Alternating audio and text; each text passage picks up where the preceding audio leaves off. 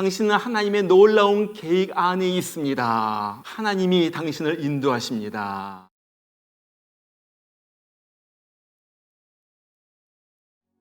지금 하나님께서 그 섬 사람들의 마음을 움직였다는 거예요. 하나님이 역사하시길 시작하는 거예요. 여러분, 지금 일어나고 있는 이 모든 일을 통하여 우리가 배우는 것이 뭐예요? 이것이 말하는 것이 뭐예요?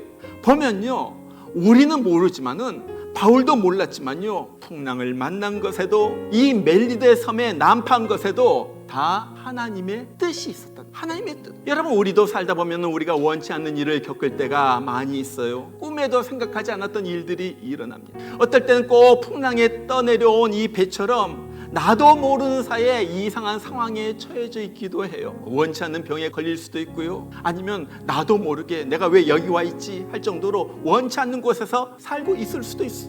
인생의 풍파를 만나가지고 실패했다고 느껴진 그런 상황에 놓여 있기도 합니다. 자, 이런 상황이 되면 우리가 질문을 하죠. 하나님, 왜 이런 일이 일어나요? 이것이 뭐예요? 왜 나는 이런 부모를 만났어요? 왜 나는 이런 남편을 만나고, 왜 나는 이런 아내를 만났어요? 왜 이런 직장에 다니게 됐어요? 왜 내가 지금 이 상황 가운데, 이런 힘든 상황 가운데 내가 처해져 있어요? 내가 왜 이런 고통을 당해야 합니까?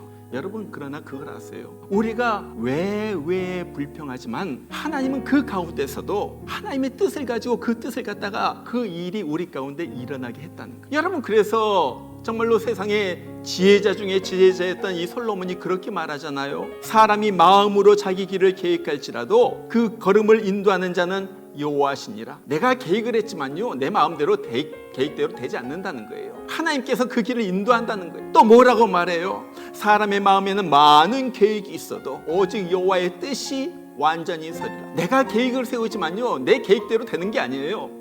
내 계획은 베닉스 항에 가가지고 그 겨울을 지내는 것이 내 계획이었어요. 그러나 하나님은 어떨 때 유라굴로라는 광풍을 불게 해가지고 나를 엉뚱한 곳에 내려놓게 하는 거예요. 하나님의 계획이 있다는 거예요. 바로 그거예요. 보면요, 인간의 눈에는 실패한 것 같아요. 내 목적이 안 이루어졌어요. 내 목적은 베닉스 항에 가는 것이었는데 엉뚱한 곳에 내가 지금 있어요. 나는 실패한 것 같아요. 그러나 그것이 사실은 하나님의 계획이었고, 하나님은 그곳에서 놀라운 일들을 준비하고 계셨다는 거예요. 여러분, 기억하시길 바랍니다. 하나님은요, 우리의 건강과 성공과 형통함을 통해서도 일하시지만은 동시에 우리의 병든과 실패와 아픔을 통해서도 일하시는 거예요. 어떤 경우이든 간에 하나님의 목적은 하나입니다. 그것은 우리로 하여금 더 잘되게 해가지고 하나님의 영광을 드러내는 거. 이것이 하나님의 목적, 하나님의 목적. 그렇기 때문에 우리가 무엇을 해야지 돼요? 우리는 위기가 있을 때, 위기가 우리를 찾아올 때 오히려 믿음과 소망의 눈으로 하나님을 쳐다보는 거예요. 자,